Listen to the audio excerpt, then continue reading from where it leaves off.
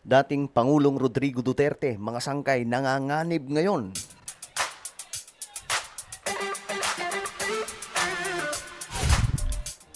So, eto na nga mga sangkay, pag-usapan po natin itong si former President Rodrigo Duterte na dahan-dahan po ngayon iniiwan mga sangkay ng kanyang mga abogado, no? At ang tanong dito mga sangkay, senyalis na ba ito na natatalo na sila sa laban na ito doon sa ICC?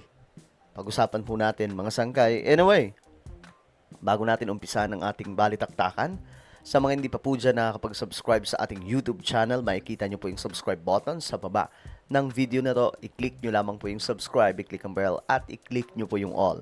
Sa mga nanonood naman po sa Facebook, i-follow nyo po yung ating Facebook page. So, ito nga ang balita mga sangkay, no? Tungkol po ito kay former President Duterte. Dahil nga po itong si Kaufman ay nagbitiw na po sa kanyang pwesto at iba pa pong may isa pa pong abogado na nagbitiw din. So, ano ba talaga ang nangyari? Kumalas na si Attorney Nicholas Kaufman bilang lead defense counsel ni FPRRD. Tapos na raw kasi ang kanyang kontrata. Pero si Palace Press Officer Yusek Claire Castro, iba ang kutob dito. Matapos ang confirmation of charges laban kay former President Rodrigo Duterte nitong Abril, tila may overhaul ang defense team ng dating Pangulo dahil nag-withdraw na ang kanyang lead counsel na si Attorney Nicholas Kaufman. Okay, yan po ay mahalagang tao mga sangkay. Kay PRRD, itong kanilang lead counsel na si Kaufman, no? At hindi pa natin alam ngayon kung sinong ipapalit kay Kaufman. Pero ayun nga po, malaking kawalan ito kay PRRD na mawala si Kaufman mga sangkay sapagkat kumbaga alam niya yung alam niya yung sistema alam niya po yung mga impormasyon kumbaga dapat na lang ituloy, kaya nga lang mga sangkay hindi po malinaw kung ano ba talaga ang dahilan, pero may reason naman pong ipinahayag itong si Kaufman na ang rason daw po kung bakit siya nagbitiw dahil paso na daw po o nag-expire na yung kontrata nila. Sa isang request to withdraw na inilabas ng International Criminal Court kahapon, binisita raw ng defense team si FPRRD at nagpahayag si Duterte na mag-hire ng replacement counsel. Hindi pinangalanan kung sino ang papalit kay Kaufman. Okay, so ayan na mga sangkay. Pero isang ang nakasaad na willing sumalo ng immediate representation ni FPRRD. Nakakausap na raw ni Kaufman ang kapalit niyang counsel at kumpirmadong dadalo ito sa status conference ng dating Pangulo na nakaschedule sa May 27. Okay, so sino kaya ang taong to, no? Kumpiyansa pa rin daw si Kaufman sa pagpapatuloy ng bagong counsel na anyay hasang-hasana sa takbo ng ICC. In good hands anya ang dating Pangulo. Okay. Subject for approval pa ng korte ang withdrawal request ng abogado na nagsabing hanggang March 31, 2026 lang ang kanyang kontrata bilang lead counsel. Okay, so hanggang March 31. Pero inaprubahan na ng ICC ang withdrawal request ng isa pang associate counsel ni Duterte na nagbitiw din itong linggo. Okay, so ano to mga sangkay, no? Hindi lang pala si Kaufman ang nagbibitiw ngayon. Pati pa po yung ibang mga abogado, mga sangkay ni dating Pangulong Rodrigo Duterte, tila baga nagkakalasan na. So ano kaya ang nangyari? Wala raw nakikitang epekto ang korte sa pag-alis ni Associate Justice Dov Jacobs, kaya tinanggap nila ang withdrawal nito. Muling nabanggit ang kagustuhan ni FPRRD na i-reorganize ang defense team bilang paghahanda sa trial phase ng kanyang kasong Crimes Against Humanity. Okay. April 7 noong nakaraang taon nang italagang associate counsel sa Jacobs at May 7 naman itong linggo siya nagbitiw. Samantala, pareho ang obserbasyon ng Common Legal Representative of Victims at prosecution na dapat manatili sa ICC si Duterte. Okay. Wala raw kasing pagbabagong nakikita ang prosecution para bawiin ng pre-trial Chamber 1 ang kanilang desisyon na may risk sa pag-release sa dating Pangulo. Para naman sa abogado ng mga biktima, dapat lang na manatili ang dating Pangulo sa ICC. Okay, so ayan mga sangkay, matik yan. Yung mga nasabing biktima, yung hiling po talaga nila dyan, manatili si PRRD. Dahil malamang sa malamang matatakot itong mga ito, mga sangkay na pag nakalabas, baka maghiganti sa kanila. No?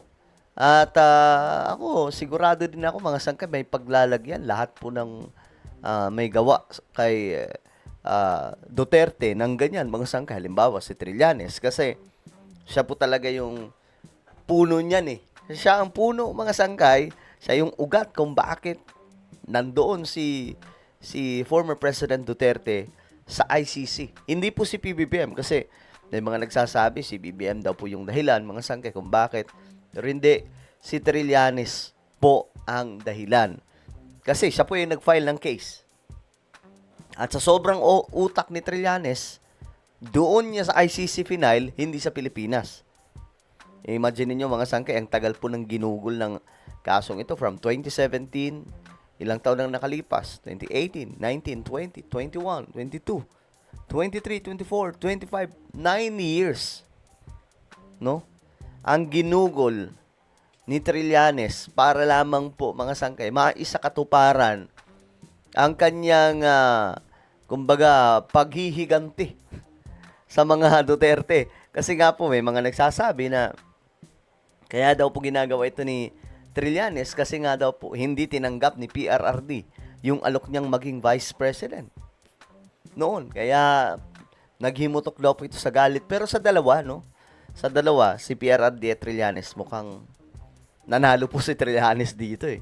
Para maiwasan ang mga bantang kalakip ng interim release nito. Dahil sa Pangulo na raw mismo nang galing ang hindi nito pagkilala sa ICC bilang isang legitimate court, inappropriate kung tawagin nila ang interim release, lalo na at may extensive network daw si FPRRD para tumakbo sa batas. Hindi rin daw dapat ipagpaliban ng ICC ang nananatiling malawak na suportang hawak ni Duterte mapa Pilipinas o abroad. Ayan, kahit sila mga sangkay nag-aalala kasi sabi pa nga po ng iba, kapag makalaya daw po si PRRD, baka magkaroon ng gulo ang Pilipinas. Kasi yung supporters niya from abroad to our country, madami po talaga. Hindi po natin maitatanggihan mga sangkay. Kahit ako na pro-government, nakikita ko talaga yung lawak ng supporters ni dating Pangulong Rodrigo Duterte. Up to now, mga sangkay, marami pa rin po talaga. Sa kabila po yan ng mga ibinabatong mga pinupukol, mga sangkay na napakaraming paratang, no? Paratang kasi wala pa naman judgment kay Sara Duterte. No? Talagang mayroon pong strong support pa rin itong mga Duterte. Na may prejudicial effect sa mga biktima. Para naman sa kampo ni FPRRD, ang frequent loss of balance ng dating Pangulo na nila'y dokumentado ng video surveillance footage sa detention facility ay sapat na rason para aprubahan ng hirit na interim release. Pero sa personal vlog ni Palace Press Officer Claire Castro, isa lang daw ang indikasyon ng pagpapalit abogado ni FPRRD.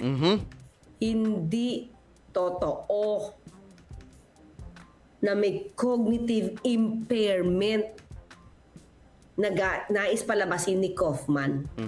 Itong si dating Pangulo Duterte. Dahil galing kay FPRRD ang desisyon para kay Castro, hindi lang nag-withdraw si Kaufman. Sinibak din daw ito ng dating Pangulo. Ayan, mga sangkay, sinibak. So, tingin ko rin, tingin ko ganun eh. Siguro, pwedeng sinibak mga sangkay kasi nga po, mukhang wala naman pong nangyayari sa kaso ni dating Pangulong Rodrigo Duterte. Pero kayo, mga sangkay, sa tingin nyo, ano talaga ang dahilan? Tingin nyo, maninilikado si PRRD dahil sa pagkawala ni Kaufman? Or mas magiging advantage po sa kanya ito dahil makakakuha siya ng possible mas magaling na abogado? Comment down below ano po ang inyong mga opinion, mga sangkay. Meron tayong YouTube channel. Ito po ay Sangkay Revelation. Hanapin nyo po ito ngayon sa YouTube. Kapag nakita nyo na, i-click nyo po yung subscribe, i-click ang bell, at i-click nyo po yung all. Ako na po ay magpapaalam. Mag-iingat po lahat. God bless everyone.